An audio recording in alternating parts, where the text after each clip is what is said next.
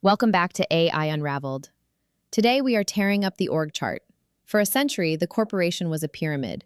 But what happens when your most productive employee isn't a person, but a piece of software that works 24/7, never sleeps, and costs a fraction of a salary? We are entering the era of the agentic organization.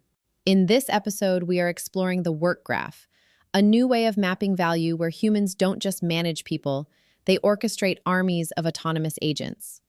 We will compare the two heavyweights of this new world, Anthropic's Cowork, which lives on your desktop, and Manus, which lives on the web. But it's not all efficiency and speed. We're also talking about the silent AI insurance crisis, why your directors and officers' policy might be worthless if an AI makes a mistake, and how to conduct a performance review for an algorithm. But first, are you drowning in dense legal text? JamgaMind is the new audio intelligence platform that turns 100-page mandates into 5-minute executive briefings. Start your specialized audio briefing today at jamgamind.com. Now, let's unravel the future of work. Welcome back to the deep dive. Today, we are cracking open a document that is, and I don't think this is an exaggeration, fundamentally redefining the future of work for every single executive listening. It really is. The title is striking. Managing the Agentic Hybrid Workforce. And honestly, the central premise is, well, it's terrifyingly simple. It's that the fundamental unit of labor in your company has already changed. Right. And if you're still managing by a 20th century standard, by a hierarchy of reporting lines, you're already operating with a really dangerous handicap. That's absolutely right. I mean, we are deep in what the sources are calling the agentic era, which they're pinpointing right now, 2025, 2026. This is not just about automation anymore. No. It's not about machines doing those repetitive, deterministic tasks. This is about true autonomy. We were talking about systems capable of reasoning, of complex planning, tool use. And executing multi-step workflows without needing a human to constantly click next. Exactly. The mission for every organization right now is, I think, simple to state, but incredibly difficult to execute. You have to achieve autonomy with strategic control. The moment those agents gain the ability to reason and plan, they just stop being mere tools. They effectively become digital workers. They do. And this document isn't theory. What we've done is distill the tactical blueprint for the structural, the technological, and I think most critically, the legal preparedness you need right now. Our goal in this deep dive is to really give you that actionable playbook, because when we look at the immediate structural shift that this document mandates, the conclusion is, well, it's unavoidable. Which is? The traditional organizational chart, that familiar pyramid of boxes and lines we all know, designed in the age of assembly lines, it is functionally obsolete in the face of agentic speed. Okay, let's unpack that because that is a monumental claim. For a century, the org chart has been the bedrock of corporate design. Right?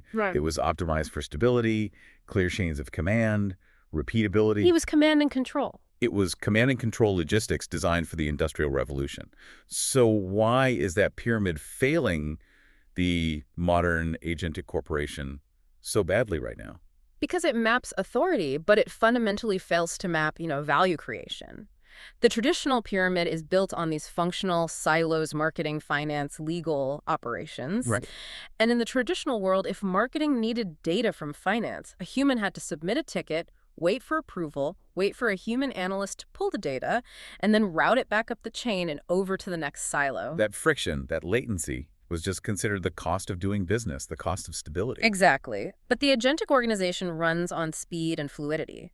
When an autonomous agent needs to pull real-time cash flow data from finance, analyze customer sentiment data managed by marketing, and then push an urgent decision to operations, that whole process has to take seconds, not days. And the rigid organizational structure, with all its human layers of approval, is now the primary bottleneck. It's what's slowing down your new digital workforce. You've got it. So those silos that executives have spent decades optimizing for scale and clarity are now effectively just internal speed bumps for the agents. The sources use this fantastic phrase for it. They call them permeable membranes, traversed by agents that are acting as the high-speed connective tissue, moving data and decisions across boundaries at speeds that just, well, they defy human bureaucracy. And this demands a whole new architectural map. The static org chart is being replaced by the dynamic work chart, or what's more commonly being called the work graph. So the org chart showed who reports to whom. What does the work graph show? The work graph maps the entire end-to-end process of how value is actually created. Okay, so what specifically needs to be on this new map that just wasn't on the old one? It's highly technical, but it's also deeply organizational. The work graph explicitly links your desired business outcomes, let's say a 10% reduction in procurement costs, to the end-to-end flows. So all the tasks required, the handoffs. Every single step. And crucially, it must explicitly assign human owners and agent operators at every single one of those steps. We have to stop viewing agents as just software tools hidden away under the IT budget. They're actual team members. They're digital coworkers holding specific positions within that workflow. And this means they demand dedicated onboarding, which is basically high-level prompt engineering and giving them tool access and performance management and ongoing governance, just like any human employee. So your HR processes now need to account for non-human labor. They absolutely have to. That reframing of labor from human headcount to agent instantiation, that changes everything about the economics, doesn't it? It really does. Let's talk about the massive leverage ratio that is driving this shift, Right. because this is where the C-suite needs to pay very, very close attention, especially during their annual budgeting process. The numbers are truly staggering. The research shows the organizational leverage driving what's being called the agentic organization. A relatively small human team, often just 2 to 5 people, can effectively supervise an entire agent factory. An agent factory. Yeah, a factory composed of maybe 50 to 100 specialized software entities, all running end-to-end processes. So 50 digital coworkers managed by a handful of human orchestrators. That is a 20x to 50x magnification of cognitive labor. Just think about what that does to scaling a business. Well, the traditional model of scaling, hiring more people, going through recruitment, onboarding, training, all that associated overhead, is fundamentally broken then. Exactly. The sources call this the frontier firm model of 2026.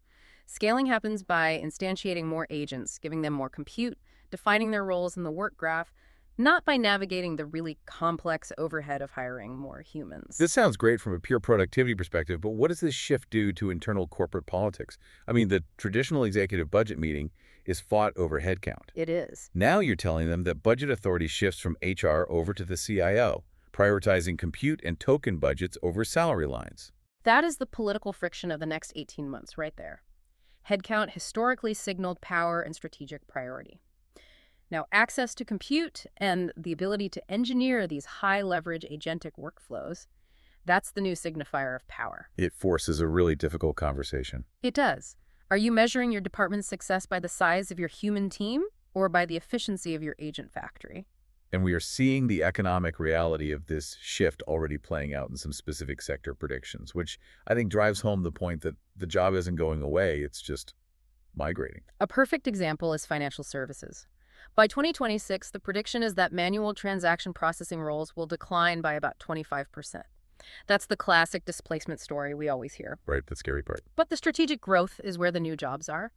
Roles that require human oversight, what they're calling AI-assisted processing, are projected to grow by 40%. 40%. And even more dramatically, roles focused on governance, testing, and upkeep, AI training and quality assurance, those are set to surge by a predicted 65%. So the human role becomes less about the execution and much more about defining and policing the execution parameters for this new digital workforce. You've got it. The human is the strategist, the governor. That brings us back to the structure of the agentic workforce itself. This isn't just one big blob of AI doing everything. The organization really needs to define the relationship between the human and the agent, and that depends on the complexity and the risk of the task. Right. We have moved from simple augmentation, where the agent just helps the human, to true orchestration, where the human manages a crew of agents. Okay, so let's define the 3 structural archetypes for collaboration that executives need to be thinking about. Let's start with the easiest one, the freelancer model. The freelancer model is what you'd call stage 1 maturity. It's really focused on individual human productivity augmentation. It's simple. So one agent, one task. Exactly. A single agent performs one well-defined end-to-end task under the direct supervision of a human requester. You give it a straightforward prompt like, draft this market analysis on Q3 competitor spending using our internal database. The agent is like a digital contractor. It takes the brief, runs the whole task, delivers the final output back to the human. Right. It's fantastic for rapid prototyping and maximizing individual cognitive output. Okay, so it's basically a very high-functioning, specialized contractor. It's useful for ad hoc tasks, but it's going to hit a wall when the project gets too complex or involve multiple steps that rely on different specializations. Precisely. When you move into complex project management like running a full software development lifecycle or generating regulatory documents or launching an integrated marketing campaign, that's when you need the orchestrator worker model. And this is stage 2 maturity. Yeah. Here, the human takes on the role of a true manager. Yes. The human manager defines the high-level project goal. Say, develop, test, and deploy the new customer onboarding flow. Instead of tasking one agent, they deploy a whole crew of specialized agents. Like a researcher, a writer, a coder. A quality assurance agent, exactly. And the key distinction from the freelancer model is that these agents execute their subtasks and coordinate amongst themselves.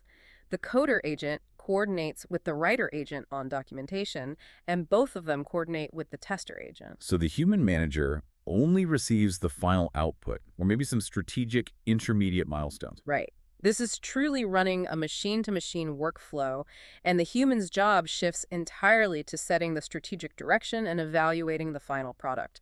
You're not checking every line of code or every single sentence. That maximizes your flow efficiency, but I imagine it introduces a whole lot more autonomy risk. It does, which brings us to the third model, and this one is critical for any high-stakes environment, the evaluator optimizer loop. I find this model fascinating because it seems to be driven entirely by risk mitigation and these high reliability checks. It's like an automated adversarial review. That's precisely what it is. You have two distinct separate agents. One agent is the creator. It's drafting a highly complex legal document, generating financial risk exposure calculations, or producing mission-critical code. And the second, entirely separate agent is the critic, or the quality assurance officer. And that critic agent's only job is to ruthlessly check the creator agent's output against a set of strict, codified criteria. It's looking for factual errors, hallucination spikes, regulatory noncompliance, you name it. It's an automated peer review, but run through an adversarial lens. Yes, and if the critic finds an issue, it doesn't just report it to a human, it routes the document back to the creator with the specific constraint that needs fixing, something like, the valuation methodology chosen does not comply with the new SEC guidance. So it only hits a human's desk once the critic agent has approved the output. Exactly. This is mandatory for things like compliance checking and high reliability legal drafting, where the cost of a single error is just immense. So these structural archetypes, the freelancer, the orchestrator, and the evaluator optimizer, these are the building blocks of that work graph. They are. The biggest takeaway here seems to be that you have to map your value creation flow and then explicitly decide which archetype is best suited for each stage. If you treat all your agent work as a simple freelancer task, you're just never going to achieve scale. You'll be stuck in first gear. That structural shift demands the right tools, of course. For executives who are deciding where to deploy capital, understanding the functional difference between the emerging agent archetypes is absolutely essential because they are highly specialized. Oh, absolutely. Not all agents wear the same uniform. They are fundamentally specialized based on their domain of operation. You really have two main categories. Okay. You have the desktop integrated agent, which is local and focused on your internal file-based environment. Yeah. And then you have the cloud autonomous agent, which is designed for the open web and external data. They are specialized colleagues designed for very different jobs. Let's start with that desktop native companion, Anthropic's Cowork. This isn't just another LLM in a browser window, is it? This sounds like a radical integration into the user's own operating system. It is. Cowork is embedded right into the local machine environment. It moves the agent out of the browser and puts it onto your desktop. And that eliminates the massive friction of context switching. You mean having to upload files, copy-paste outputs, constantly defining the agent's working environment? All of that. It just operates seamlessly within the user's local file structure. That level of deep local integration sounds, I have to say, fundamentally terrifying. What kind of capability does that unlock, and what is the immediate, non-negotiable security trade-off we have to accept here? The capability is immense. It allows the agent to become a genuine doer, actually manipulating local resources. A prime example is file system management. If you grant it access to a local folder, Cowork can autonomously read, edit, rename, and move files. You could literally tell it, organize my downloads folder by creating subfolders for different file types and renaming documents based on their content. They would just do it. It uses multimodal analysis to understand if that PDF is a receipt, a contract, or a slide deck, and then it organizes accordingly. That ability to process and act on local, visual, and document data is critical. I'm imagining a sales manager just drowning in receipts. Right. The agent could process a folder full of receipt screenshots, analyze the text and figures, and then generate a consolidated, perfectly formatted Excel expense report without ever leaving the local environment. And that local integration enables a critical workflow advantage: asynchronous task queuing. What's that? Traditional AI interfaces are synchronous. You put in a prompt, you wait for the answer. Cowork allows you to queue up multiple distinct, complex, long-running tasks all at the same time. So I could say, draft the Q3 report using these 5 local files, debug this Python script in my development environment, and summarize these 40 meeting notes from yesterday all at once. And then you move on to your next task while the agent factory runs in parallel in the background. This parallelism is absolutely essential for achieving the high-volume productivity gains that the agentic era is promising. But let's circle back to that security concern. I'm still stuck on this. Integrating an autonomous AI directly into the operating system and giving it file modification rights feels like holding a live wire. How is that risk mitigated? The guardrail is foundational. It's a permission-first sandbox architecture. Cowork cannot touch any file or folder unless you, the human user, have explicitly granted it granular access. That's a necessity for legal defensibility. And there's a second layer. Yes, the second layer is a strict human-in-the-loop, or HITL, safety protocol for any potentially destructive operations. Like mass deletion or overwriting code libraries. Precisely. If Cowork initiates a plan that involves deleting a large number of files, or making substantial changes to executable code, or overwriting critical configuration data, it acts as a proposer. It proposes the action. It pauses the workflow, sends an explicit notification to your dashboard with the proposed action. I intend to delete 350 files from the downloads folder. Approve or deny. And then it waits for your confirmation. So it mitigates the classic sorcerer's apprentice risk, the danger that an agent just recursively executes a flawed but autonomous command with catastrophic results. That's the idea. It puts a human brake on any potentially disastrous action. And how do executives oversee the cost and the efficiency of this internal digital workforce? We talked about compute being the new currency. IT administrators absolutely must rely on centralized dashboards. These provide granular spend control so you can allocate budgets to specific agent workflows and detailed usage analytics. The key metric they track is token consumption. You have to explain this simply for the executive audience. What are tokens? Tokens are essentially the money the agent spends per thought. They're literally computational currency. Right. And if your agents are running inefficiently, if they're thrashing, exploring irrelevant data, or generating overly verbose intermediate steps, your token consumption budget blows up. That leads to serious shadow costs. So these dashboards ensure that the massive efficiency gains you get from using something like Cowork aren't just eroded by uncontrolled, wasteful API usage. Exactly. You have to manage the agent's salary. Okay, that's the internal, desktop-native, file manipulating specialist. Let's pivot to the second archetype, Manus, the autonomous web operator. If Cowork is focused on cleaning up your hard drive, Manus is focused on conquering external information and execution. Manus is designed to be the general AI agent for the open web. It executes complex workflows out in the real world by simulating a human user, navigating websites, using forms, clicking buttons, interacting with third-party web tools. And its architecture is known as multi-model intelligence. Why does it need a hybrid brain? Why can't one model just do it all? Because efficiency and cost matter a lot. Manus leverages a combination of specialized models like, say, Claude 3.5 for reasoning and Alibaba's Quinn for specific data extraction tasks. It selects the most efficient brain for any given subtask in real time. So if it needs high-level strategic reasoning, it uses the expensive, powerful model. Right, but if it just needs to parse a static web page, it uses the faster, cheaper model. This constant optimization is vital for managing those token budgets we just talked about. This sounds like the true fire and forget model of automation for external research. Give us that mandated example to demonstrate its autonomy. The standard task they use is this: Find the top 5 competitors in the AI governance space, analyze their public pricing pages, and put the resulting comparative data into a shared Google Sheet. And Manus doesn't just return a list of links. No, it autonomously manages the entire workflow. It uses search, it clicks the results, it handles dynamic web elements like cookie banners or pop-up forms, and it parses the HTML of the pricing tables. And what about identity and credential management? Yes.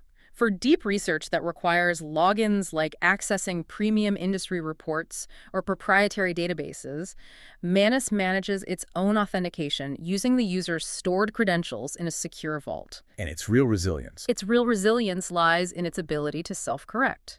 If it hits a broken link, a capped TCHA, or a website layout that's changed since its last visit, which are common failure points for traditional automation scripts, it doesn't just fail, it tries to debug the situation in real time. It retries with different browsing strategies or tries to bypass obstacles, demonstrating true autonomy. Exactly. Given its high degree of autonomy, the transparency aspect becomes absolutely crucial.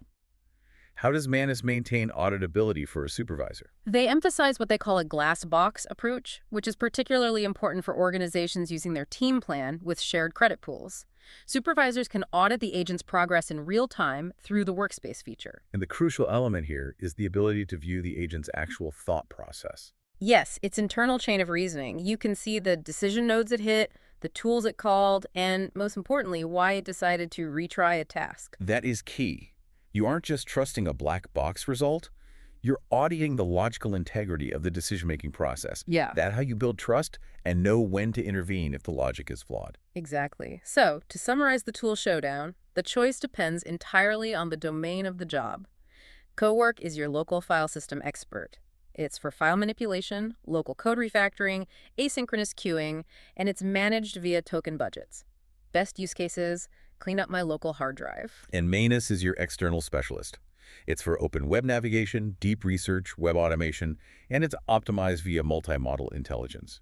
Best use case: research these 50 companies and synthesize their pricing data.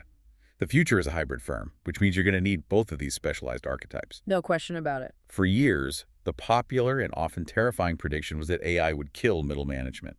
The narrative was all about flattening the hierarchy, allowing senior leaders to direct execution directly. Right. The sources we have here are crystal clear. The prediction was fundamentally wrong. The reality of 2026 is the exact inverse. The role isn't dead. It's been fundamentally reconstructed and, I would argue, promoted. Middle managers are no longer task monitors or simple information routers. They are now AI Orchestrator. They're the linchpins. They are the linchpins responsible for binding the hybrid workforce of carbon and silicon together, ensuring the output is coherent, safe, and strategically aligned. But this shift is creating a huge problem upstream in the talent pipeline, what the document calls the missing middle. It's a looming talent crisis. Agents are consuming the routine cognitive tasks, the data cleaning, the basic report drafting, the entry-level coding, the first pass at due diligence. Historically, these were the apprenticeship roles. This is how junior employees developed fundamental pattern recognition and judgment before they moved up. Right. And with agents now doing this work, how does a junior employee ever develop the senior judgment they'll need later in their career? So the new managerial mandate isn't just administration, it's becoming a coach for the new era. Managers have to proactively develop their human staff for what's being called algorithmic intuition, and they have to do it through simulation-based training. Why simulation? Because the cost of failure in a live system, especially one run by 50 autonomous agents, is just too high for on-the-job training. Management skills are shifting from task delegation to high-level strategic oversight and risk assessment. And this gives rise to a new kind of supervisor. Yes. McKinsey refers to this new dynamic as the need for M-shaped supervisors. M-shaped, meaning broad generalists who are fluent in multiple domains, including AI orchestration. And they're supported by the T-shaped experts who have the deep technical knowledge required to debug the complex edge cases where the agents ultimately fail. So the M-shaped manager knows enough about legal and finance to ensure the agents don't violate cross-functional constraints. Whereas the T-shaped expert knows how to fix the specific Python script that the coding agent broke. Let's get tactical. If the middle manager is now an AI orchestrator, what does a day in their life actually look like? It can't be reviewing emails and scheduling meetings anymore. The primary activity shifts entirely from reviewing human work products to engineering machine workflows and auditing agent logic. Let's walk through a typical day. Okay, start the clock, 8 a.m. What are they doing? 8.000 dashboard triage. The day begins not with an inbox full of emails, but with the agent health dashboard, something like a Salesforce agent force or a custom corporate build. And what are they looking for? They're looking at mission-critical KPIs across their whole digital crew.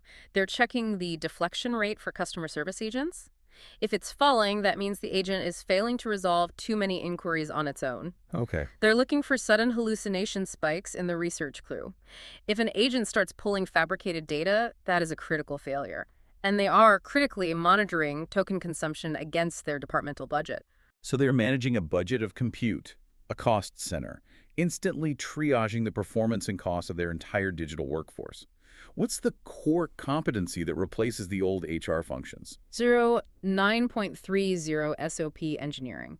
This is the manager's new core competency. It replaces the management of people with the management of instructions. They are constantly refining agent SOPs. Standard operating procedures. Exactly. And these are natural language instruction sets that serve as the source code for the agent's behavior. This sounds simple, but I know the failure to manage a prompt can be devastating. Give us a clear example of a bad SOP and how a manager would fix it through engineering. Okay. Let's say an agent is tasked with summarizing client feedback and posting it to an internal forum. The initial SOP is just summarize feedback and post. Simple. But then something goes wrong. Right. The manager notices a failure. The agent is accidentally including personally identifiable information, PII, like client email addresses in the internal post. Now, the agent is technically following the instruction, but it's creating a huge compliance risk. So the manager performs SOP engineering. Yes. They refine the instruction set with what's called a negative constraint. Summarize feedback and post, but never include client names, email addresses, or phone numbers. If PII is detected, redact it before posting. So they're acting as software engineers, but using natural language prompts instead of Python code to govern the system's behavior. That's a perfect way to put it. And what happens when the agent runs into ambiguity? 11.00 exception handling, HITL. This is the manager's time for human-in-the-loop workflows. When an agent hits a low-confidence scenario, say, a supplier contract contains contradictory clauses the agent can't reconcile, it pauses and routes the decision to the manager. The manager resolves the issue, makes the judgment call. But the key action is that they tag that specific interaction to be added to the agent's few-shot training examples. This is continuous improvement. It permanently upgrades the agent's capability, ensuring that specific ambiguity never requires human intervention again. Then governance takes over, which is essential for mitigating legal risk. 14.00 shadow AI policing. The manager has to act as a governance gatekeeper, auditing for shadow AI, unauthorized, often free or easily accessible, agents that team members deploy to bypass procurement and security controls. And they have to make sure every single agent in use is registered in the enterprise agent registry. Yes, and that it complies with data privacy standards. This is vital because the legal liability falls on the firm, not on the employee who deployed the rogue agent. And finally, translating the big picture strategy into actionable digital directives. 16.00 strategic translation. The manager converts abstract senior leadership roles like, we must increase Q3 customer retention by 5% into the specific, structured, machine-readable directives required by the Agentic Mesh. For example, reconfigure the retention bot to prioritize sentiment analysis over speed in all interactions with high-value clients. The manager is the crucial translator between human strategy and machine execution. That's their core value. Since we can't take an AI agent out for coffee to discuss its career goals, performance management must also shift entirely. We're moving from periodic, qualitative reviews to continuous quantitative technical audits. This is the new KPI framework that executives have to demand. Absolutely. The performance review is now a technical audit. It's focused on utility, costs, alignment, and risk. The organization must define a whole new scorecard. So first, let's talk about the primary measure of autonomy, task performance. That's the success rate. TSR. It's the percentage of workflows completed end-to-end without human intervention or error. This measures the agent's independence. You want TSR as close to 100% as possible. And tied to that is step efficiency. Yes, this measures if the agent is thrashing, wasting compute, running unnecessary loops, browsing irrelevant data versus following the optimal, shortest path. A low step efficiency means high token consumption and waste. Next up, the essential risk metric, hallucination rate. This is non-negotiable for regulated industries. It is the frequency with which the agent generates factually incorrect or fabricated information. If your research agent has a 5% hallucination rate, then 5% of your strategic output is based on lies. And if that rate is too high? Then the agent should only be deployed in a mandatory human review HITL loop, period. Then the cost center of the agent's salary. That's token consumption. Managers have to track the cost per successful task. This is what grounds the ROI analysis. If Agent A completes a task for 500 tokens and Agent B completes the identical task for 5,000 tokens, Agent B is highly inefficient. The manager needs to rewrite its agent SOP to reduce that thrashing. And finally, the measure of dependency. You called it the Goldilocks metric. That's the escalation rate. How often does the agent raise its hand for human help? A healthy agent escalates only when it's genuinely unsure based on that low confidence score. But if the rate is too high, the agent is inefficient. It's just outsourcing its workload to the human manager. Right. And if the rate is too low, the manager should be suspicious. That agent might be a high-risk confident failure, executing mistakes without seeking any review. And to make this audit even more rigorous, we can't just trust the final output. We need advanced evaluation. Tell us about the LLM as a judge methodology. This is really sophisticated governance. Instead of a human checking the final output, you use a highly capable teacher model. Think a premium model like GPT-4, or a fast, reliable one like Claude 3.5 Sonnet to grade the working agent's performance. But the judge model doesn't just look at the final answer, right? It evaluates the agent's reasoning traces. Exactly, and that's the key. So why is auditing the reasoning trace more valuable than auditing the output? Because the reasoning trace shows you how the agent arrived at its conclusion. It provides a semantic analysis of alignment. If the final output is technically correct, but the agent used a prohibited data source or ignored a negative constraint in its reasoning. The judge model catches the process failure, not just the output error. You've got it. This ensures not just correctness, but compliance with strategic intent and internal governance. The orchestrator is managing a workforce where performance and risk are governed continuously by other AI systems. Okay, here's where the conversation gets truly critical and I think potentially financially devastating for the executive suite. The integration of autonomous reasoning agents introduces this immense undefined surface area for legal and financial risk. It does. We need to turn the lights on in the legal minefield because ignorance is no defense here. This is the liability vacuum that executives must address immediately. When a human employee makes a mistake, a typo, a missed deadline, we have clear frameworks for that. But when an autonomous agent deletes a production database, Or generates a libelous statement in a client report. or, and this is critical, signs a disadvantageous contract or a purchase order autonomously, who bears the financial and legal consequence? What is the current consensus that's emerging from the courts and regulatory bodies? The consensus is firm. The deployer of the AI is strictly liable for its actions. Courts are aggressively rejecting the black box defense. You cannot simply say the vendor's probabilistic model did it. The law views the autonomous agent as an extension of the corporation's will. That's it. There is no legal distinction between the algorithm did it and the company did it. Let's talk about the transactional liability. If an agent is granted the authority to execute and it signs a purchase order for $5 million without human review, and that order turns out to be disastrously mispriced, the firm is still on the hook for that. Absolutely. The work graph has to define not only who the agent is, but what its explicit transactional authority is. This is why those HITL approval gates are so essential. If you allow an agent to commit the company to a contract, you are accepting the strict liability for that commitment. And we have to talk about the Mobley v. Workday precedent because this is the crucial warning sign for executives everywhere, especially when it comes to HR and hiring. This precedent signaled that primary liability often remains with the employer who relies on the tool, even if the vendor supplied the system.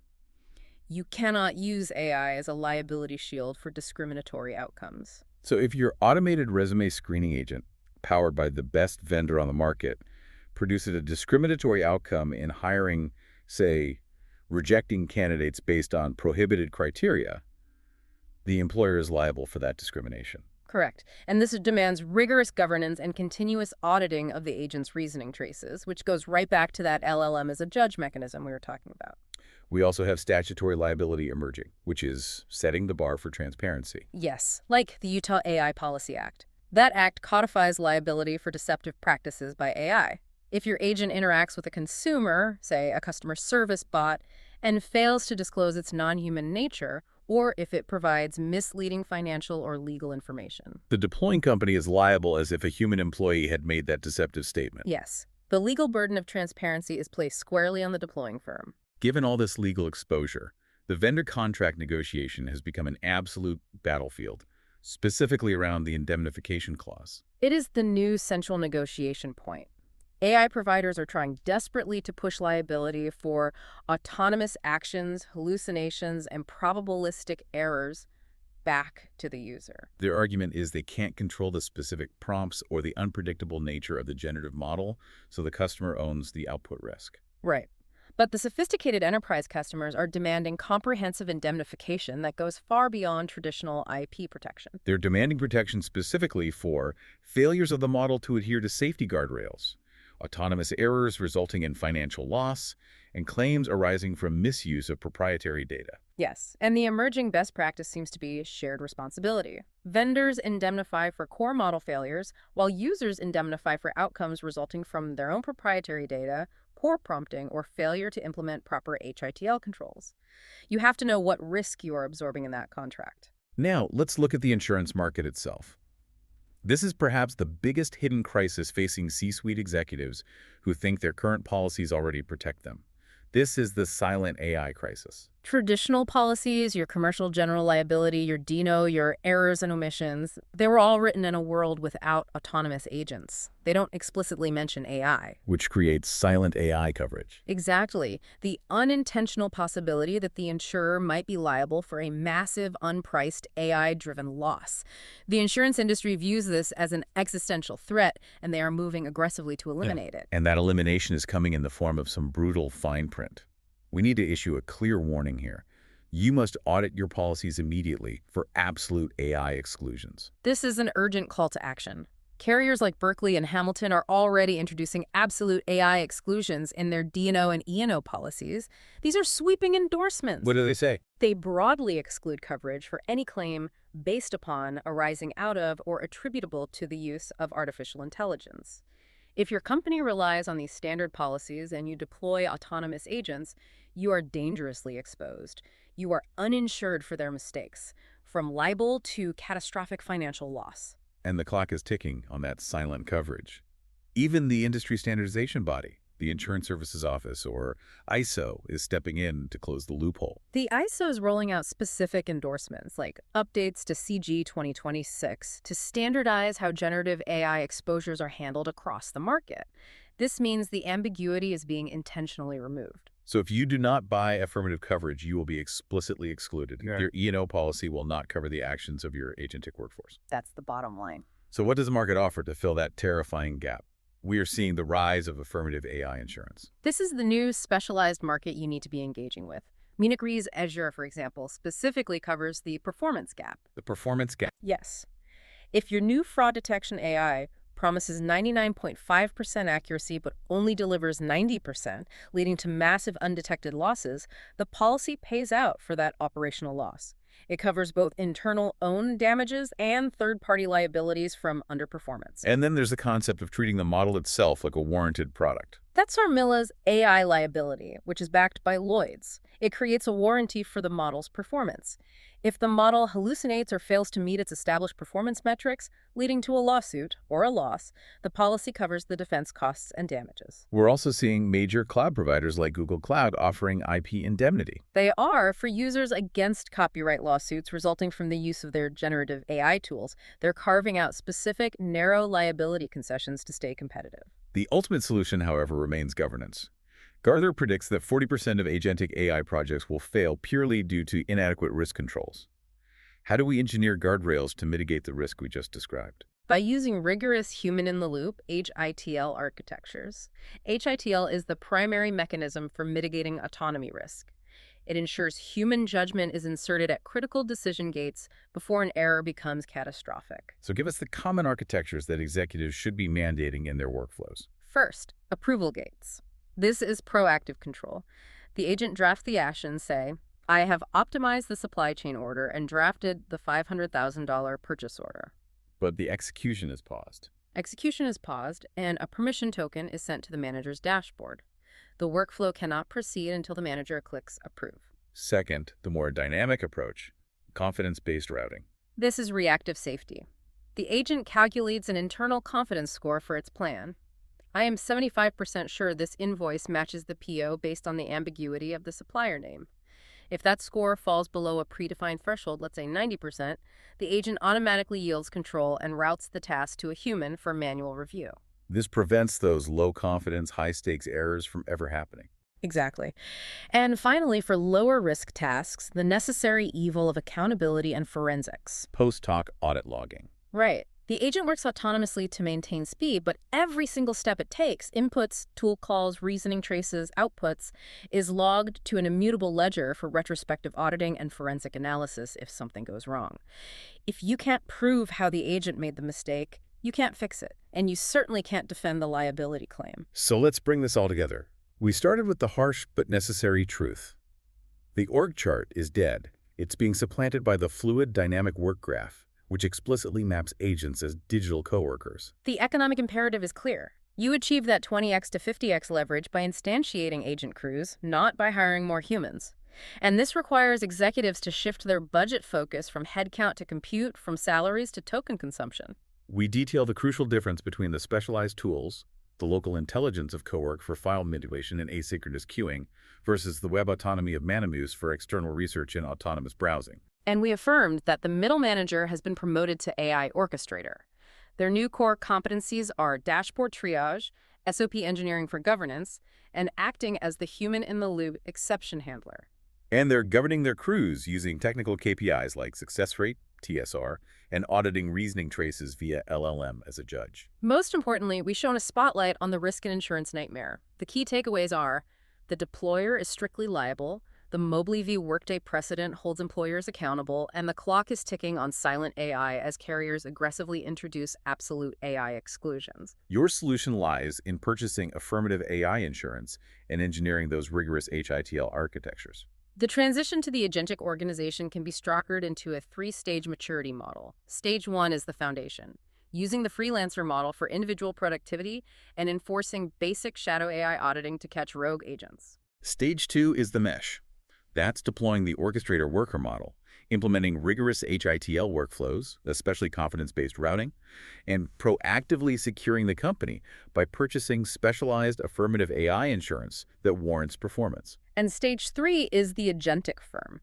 This is where the full work graph operates seamlessly, automated evaluator optimizer loops run continuous governance, and the organizational culture has shifted entirely to system enablement. The sources conclude that the winners of 2026 will not be the companies that simply buy the fastest agents, but those that master the art of orchestration, building the governance, the legal firewalls, and the human capability to conduct a symphony of silicon and carbon. The AI orchestrator holds the baton, coordinating the chaos of autonomy into the harmony of productivity. So here is the final provocative thought we want to leave you with. Do your middle managers truly understand their new strategic role? Are they spending their cognitive load engineering agent SOPs to increase efficiency, or are they still just stuck in the old paradigm of answering emails? Their transition is either your biggest strategic liability or it's your greatest source of competitive leverage. Start your audit today. Pull out your D&O and E&O policies and immediately look for those absolute AI exclusions. Your compliance and your financial health depend on knowing exactly what is and isn't covered by your current insurance framework. That's all for this deep dive. That wraps up our deep dive into the agentic workforce. The signal for today is orchestration. The winners of 2026 won't be the companies with the best AI models.